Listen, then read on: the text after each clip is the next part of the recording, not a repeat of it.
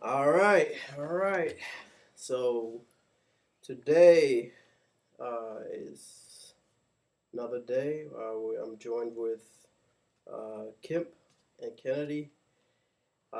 This is Word to the Wise. I am your host, Edwin.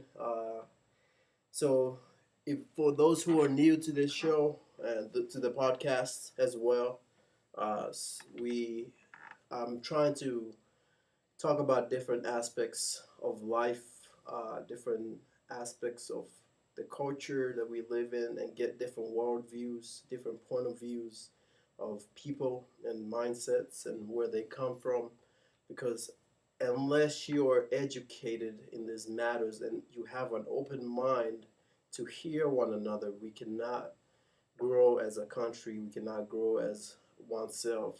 We have to be able to listen, sit down, even though you might disagree in some ways, you have to be able to listen. So, the last few episodes, if you have listened, there's different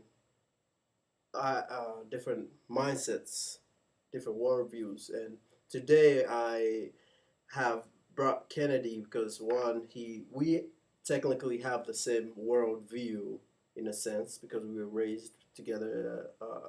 We grew up. We were both from Kenya and came to America. We have the same experience, and we have today. I brought Kip. Who's gonna tell us? We're gonna just pick your brain in some ways and just get to know how you view different the world in different ways. So, Kip, introduce yourself. Tell us a little bit about yourself. I'm Kip Moore. I'm originally from Middletown, Ohio, which is about halfway, about 30 miles down south off 75. And I've lived in Middletown all my life, graduated and went to school at University of Cincinnati. I have a degree in communication, speech, and theater.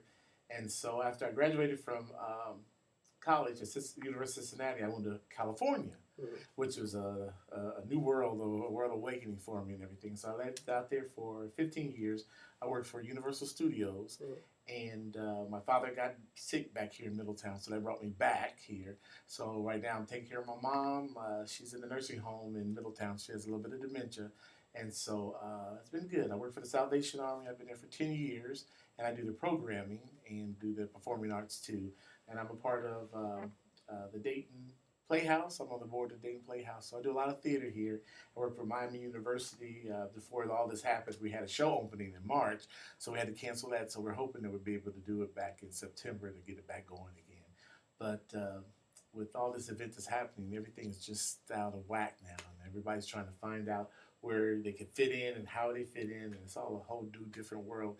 And some people say we have a new normal, getting back to normal, but I don't even know what that is anymore. So it's just a new something now that we're trying to do too. So yeah, with this virus, and now with with this new Black Lives Matter and everything, and how they came Yeah. together. Yeah. We were supposed to be separate, but now we're trying to come together. Yeah. Yeah, speaking of which, let's talk a little bit about that. And that is something that, for me, that got me interested in talking about this is one, the COVID was interesting because everyone has an opinion on how they should, what they should do, uh, whether the mask is proper to wear.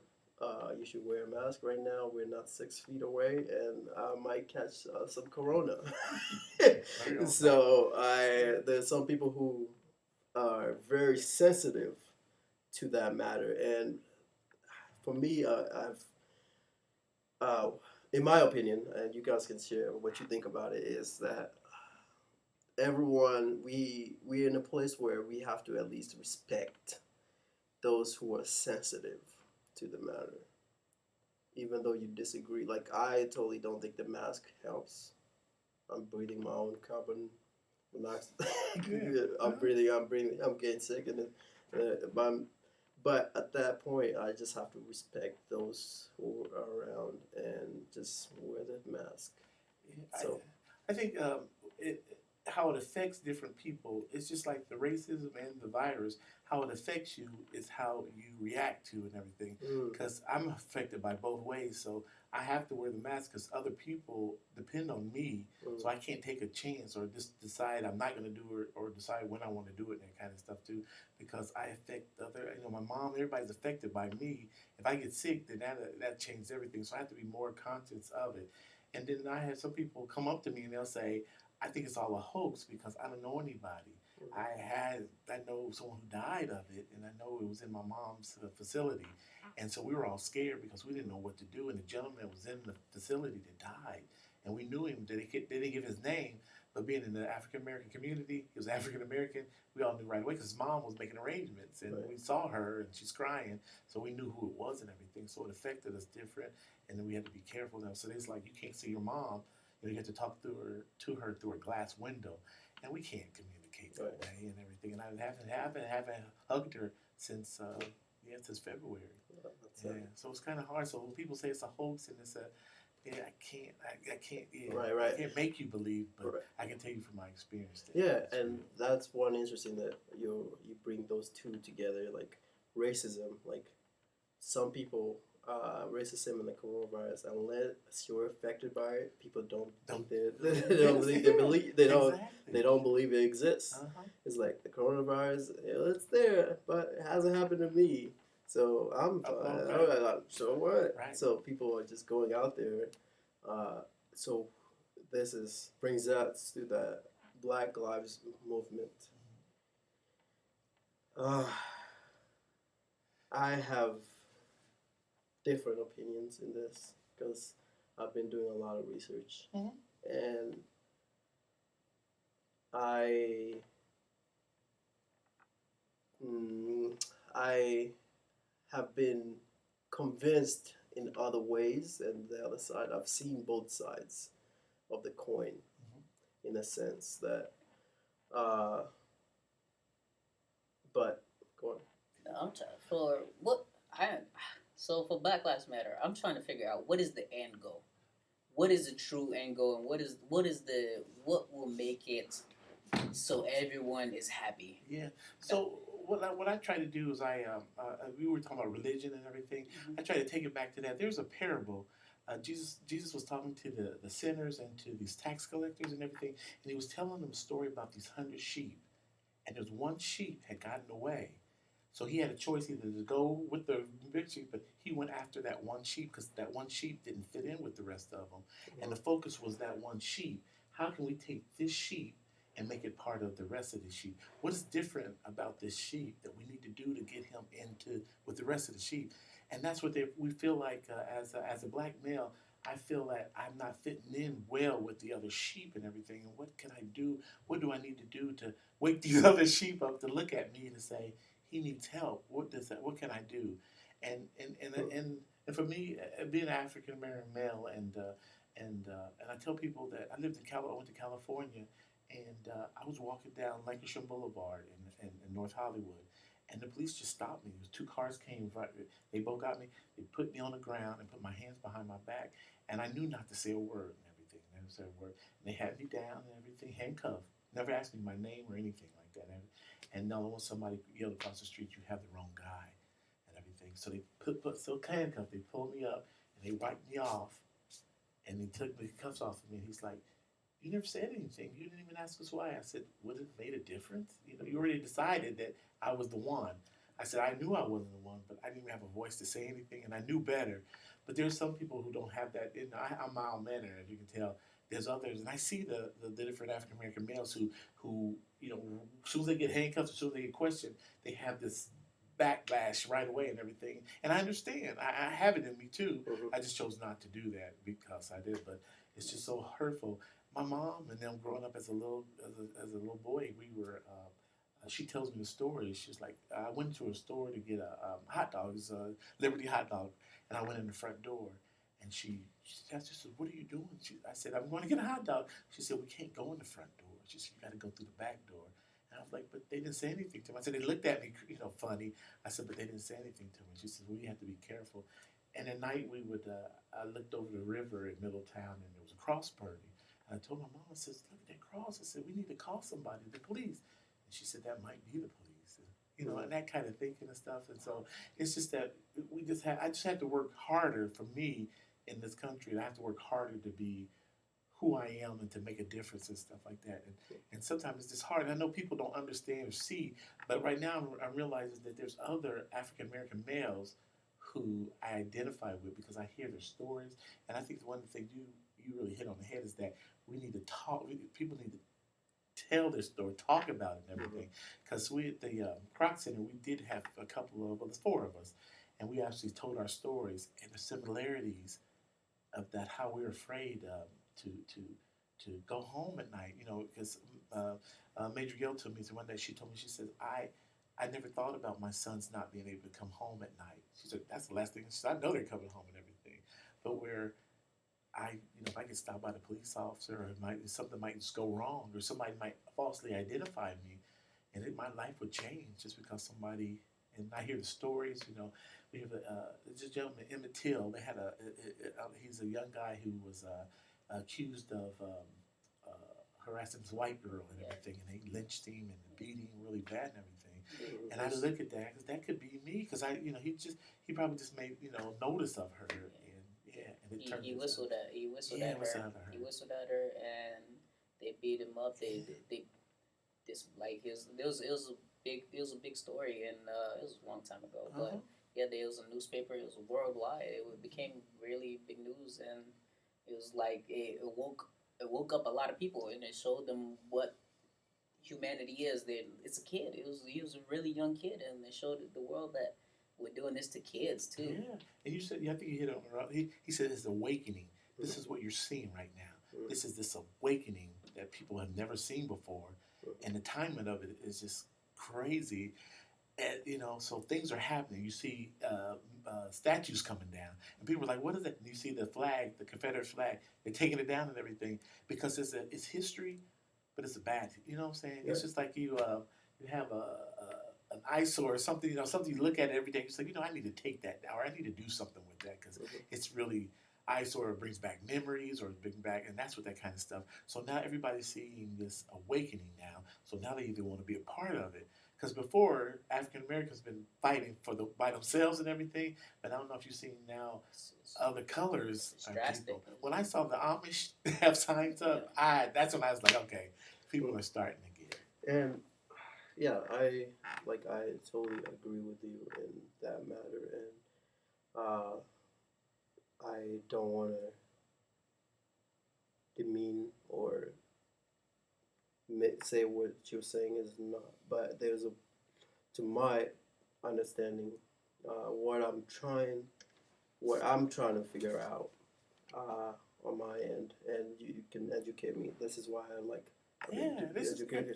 Is that yes, we're focusing on this point, like the Black Lives Matter movement. I see it, and I've done research on it, and it's focusing on the brutality of white cops killing unarmed black men, or just killing his cops and black men in that sense. However, I don't see them talking about all of the Black lives. I think we need to focus about all of the Black lives, not just one the one particular life that mattered. We're talking about the cops, the white cop to black, the black. Okay. We need to focus on what? The unborn. Yes. Abortion. We need to start talking about abortion, because that is going to that.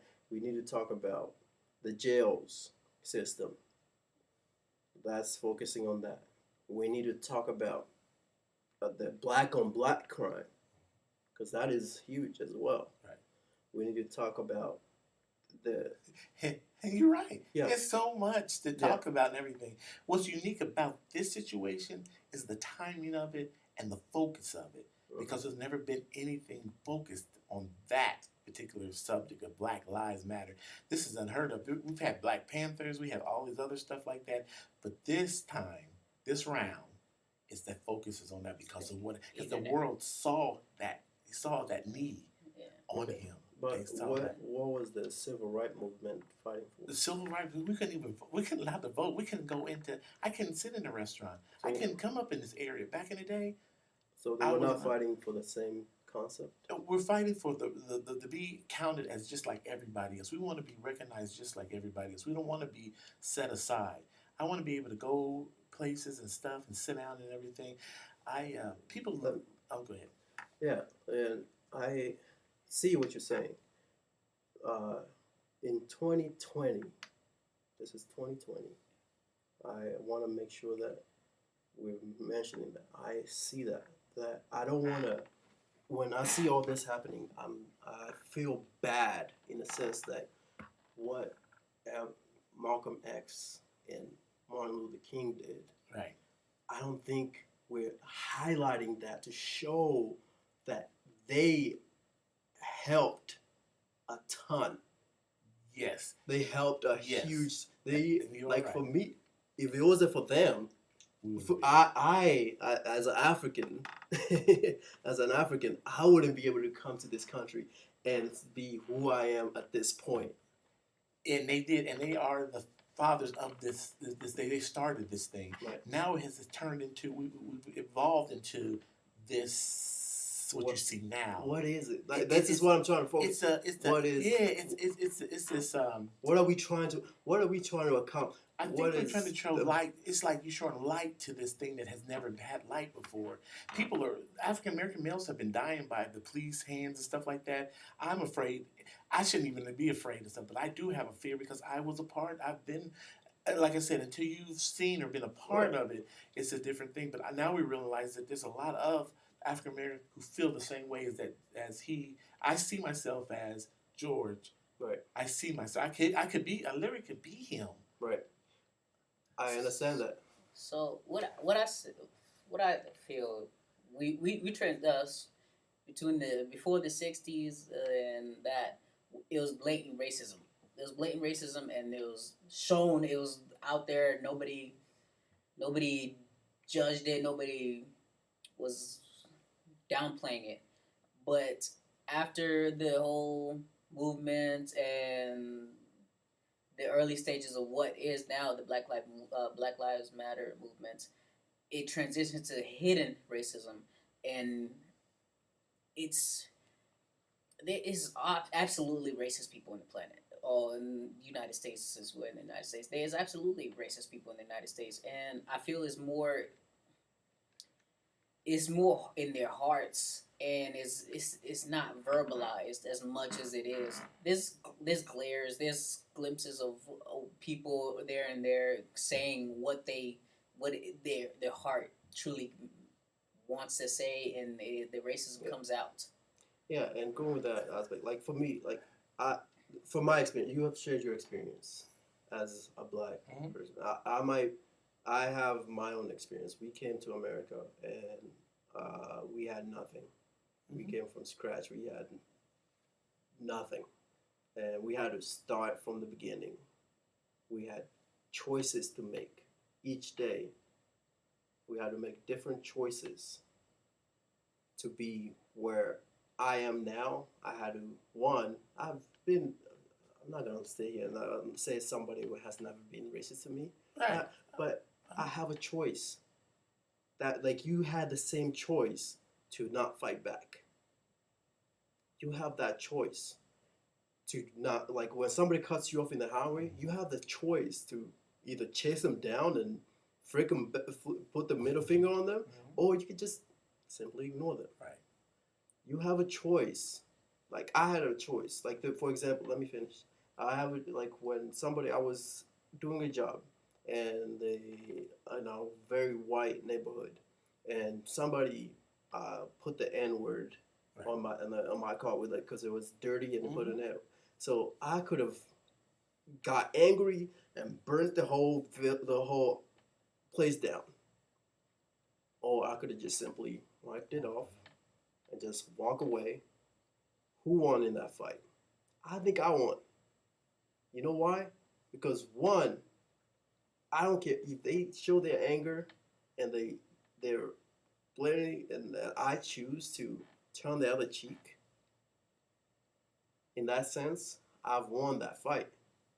Right now, I think we're in that place where they are like back in the day, we didn't. It was like it was shown the racism was out in your face, nasty. But now we're in 2020. If you, as a black man, want to accomplish things, you can. Do you disagree on do No.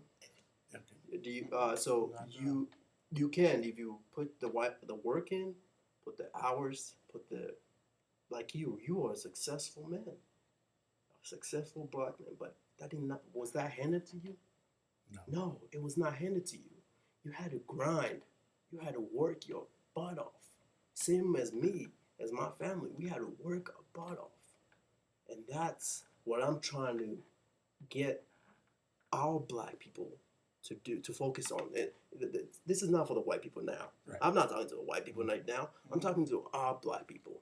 Mm-hmm. Yes, this is our chance right now. This Black Lives Matter movement is our time to rise up, to not just raise up, to raise awareness to just everyone else, to raise awareness to ourselves, to raise our awareness to our hearts. The black community there's so many black people without fathers, and it hurts my heart. That's the core of it. Right. And it breaks my heart. There's so many fathers. You need to man up. Take care of your kid. Take care of your. If you have a kid, take care of it. You put it in this world. Do everything. Get a job. And the other thing is stop taking the welfare. Stop taking the welfare. That is gonna stop. That is gonna make you hold you down. Right. And you're right. We've been dealing with this for a long time. Right. This is the first time that we've able a light was shine on something. So within this, what you just said, everything you said, what we need to focus on, it's got to come out of this whole entire thing. Right. Where it is right now, we're just recognizing the racism that exists. It's been existing and everything, but this is the first time we ever shine a light on just racism, not the other part what you're talking about, which has been going on. Martin Luther King and Malcolm, all of them have been talking about all that, all this stuff. What we need to do as a race to uplift each other and everything. The thing with racism and stuff is that it's like a race. It's like because they can't run as fast as other people because we've got this baggage that we're hanging on and everything. And they're trying to say that maybe the police when he died, this is the first time we ever saw someone literally die at the hands of. We've seen other stuff and stuff like that, but you notice all the other videos started coming down. Now you see it's like every day there's a video with this kind of thing. So I think this is just a piece of what you're saying and everything that it just got a little focus and light on and stuff. We still got this other piece of the pie and everything, but just right now we're looking at racism as what it truly is, and how do you? And no one knows how to, what the. Tearing down a statue is that like for the statues and the flags, that should have been done a long time ago. Exactly. That should have been done a long time because you cannot put a flag. Exactly. It's like we cannot have like a Nazi flag just hanging around and be like, oh yeah, that's a nice looking flag. We're just looking at the history of it, but having it over there. No, that's nonsense. You would take it down. Right. And it should have never, like you said, it never should. And because it did, and now it's a time when things are, you see, everybody's kind of, I won't say excited, but it's interesting to see that how things are coming down, and things are, and this, and, that kind of stuff, with racing, and then you got other people, and then what's the name, took a knee, took a knee and everything. Now we're looking at that again. Like, oh, well, maybe I was wrong, and but I just think it's just giving a new insight on life and how we look at things and stuff like that. And what you said about welfare, and we've been talking about that growing, and everything. And we all do. We have a choice and everything, but we felt that this was through this racism that we think we could be further than we could if we just don't put the knee on us or don't, categorize us and everything like that. But we are sometimes our worst enemies too and everything. We're killing each other too. And we do focus on that and everything too. Yeah. So we got it's a lot of stuff going on. And where you see yourself and yourself too as a leader, what piece of this puzzle do we, and that's another thing, because they're not Malcolm X and Martin Luther King stepping up Right. Before you got Al Sharpton and stuff like that. Yeah, Jesse Jackson. These are older men. They fought back in the day and everything. There's no new them that I know of that are speaking up and everything too. So that's and the key is our leadership. Who's leading this movement? The movement. What about that looting? We need to talk about that. Yeah. we need to talk about the looting. Please educate me. So what I see about it Yeah. is, so the looting is people taking advantage of the situation and trying to. That's one of the things that's actually bringing us back so much. It's bringing light. It's bringing the white people, Caucasians, whatever. They're showing us, oh man, or man, these guys are being violent with their rioting. They're being violent. They're doing that. They can do that. So the police are like, okay, we have to take drastic measures. Exactly. But the way that they're like, if there wasn't looting and it was peaceful and everyone could do it the right way, would the movement would be far? We would be months in advance. But also remember, it's not just black people looting. Yeah, it's a lot. Obviously, that's true. There's some white people. Yeah, absolutely. Going in disguise and they just want to destroy things. Yeah, just to bring back the movement. Right. Exactly. There's people that in their hearts they're trying to not let this advance where it should be. And I was lucky. Someone came up to me and they said, "Kip, this white gentleman came up to me. He says, Kip, why are they looting in their neighborhoods? Why are they looting, period, stuff like that?" And so she says, "Why didn't they come into Centerville in my area? Why didn't they come to Kettering and burn it down?" I said, "They don't live there. They don't have any transportation to get there." I said, "But sometimes what people do is it's like a child, do you want to get children? They need attention." Yeah. And what do they do? Oh, they throw things. That's what they did. That's what that whole thing is about. I want you to see me. I want you to hear me. And it's the only thing I can do. I can't do anything else. I'm not coming over here. You get shot, come over here, but I can do this in my own neighborhood. Yeah, and it's your own neighborhood. That's the hard part but you're burning up your own neighborhood. But sometimes with a saying, somebody gave me a saying that said, the village burns down their village so that they can feel the warmth. There's a warmth in that type of thing. It's bad, but they want you to see, this is their way of saying, look at me, hear me. And sometimes people don't have another way to do it. It's bad, yes. But they're not going to go down there. I lived through the Rodney King run. I was living in L.A. during Rodney King. And I watched them beat him when he got out that car and everything. And then they started looting downtown. They were throwing bricks. People were getting hurt. It was just crazy. Burning down stuff. Things were still happening and everything. But it's just that anger. Sometimes people just don't know what to do with that anger. And I'm guilty. Like you said, you don't do it, but you have it. You have it. Yeah, right. You have it. You have it. Yeah. We have it. And I just, you're funny when I just laughed at you when we were talking about you, we were watching the face and everything like that. Yeah. But it's just that, as something, we can control it, but some people don't have that. Right. They don't have that power. They just don't know. Yeah. So yeah, I agree. There is something that I see what you're saying in the sense that the black people are trying to say, look at us. This is it. They're trying to get the focus on them. And I agree that I'm not going to disagree that there haven't been cops who have used their power for the wrong towards black people and take advantage of that. I'm not going to disagree with that. And there's just so much of it. Yeah. It's all that other craziness exists out there. Mm-hmm. There's devil worshippers, there's this out there and stuff like that. But it's just that this time it's light because it's so much happening so much that at light, because of that one incident, the light has been shown on that. And now other stuff is people are showing lights on that same thing. But like you said, don't miss the focus on other stuff. We got other stuff out there we need to. Yeah, and then I understand that. I also want to. You're educating me. You have put a new lens, I guess, in my eye. From your point of view, I'm glad you were here because that is one lens that seen from your side of you. And I feel the same way. And I know like being able to see that, it's great. This is why I like this. And you're open to that. I'm able to hear. There's still some questions I still have. Is that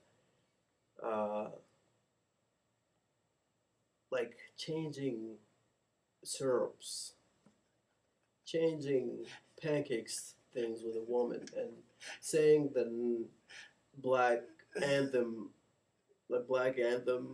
anthem at the first. Your first one, the mother, Miss Bellworth, and Uncle Ben, and all that kind of stuff. That's like you went back before. That never should have been done in the first place. Yeah. It never should have been allowed in the first place. It was bad then. It was bad now. It was bad then. And people were making money off of it, so it's okay. And you just be quiet and everything. But that's why it's the first time that it's a change. It's some kind of change. It's something happened. And you're right. So. You're right. At what point do you stop it though? Like for example, when you look at a jaywalk, yes, you see a white man on a black background. Right. Is that racist? And it's all in the Do we go that? Do we go and say we gotta change that? We gotta change that. The signs on the restrooms. They need to be They need to be a black man on a white background. Right. We need to have a black person jaywalking on the white background. Right. Like there's so many things. Right. There's so many things. Like to me, I think we're doing too much. There's a place where like, come on guys, we get it. But yes, it's good to focus on it. Right. And I feel like I've talked to some white people who have truly. That's why I'm gonna bring some white people in the show, and they have truly looked at their heart and seen things that were not there, like that privilege, that like I was living in a way that I didn't even focus on what was going on. And you didn't have to. Yeah. You didn't have to. Right. If you never had chocolate ice cream before in your life and stuff, you weren't missing nothing. Right. And it's the same thing. Like I was telling this story, and it might bring some light to everything. I'm a black man. I can't swim. I can't swim to save my life. So we've started going to a community pool with my wife and my kids.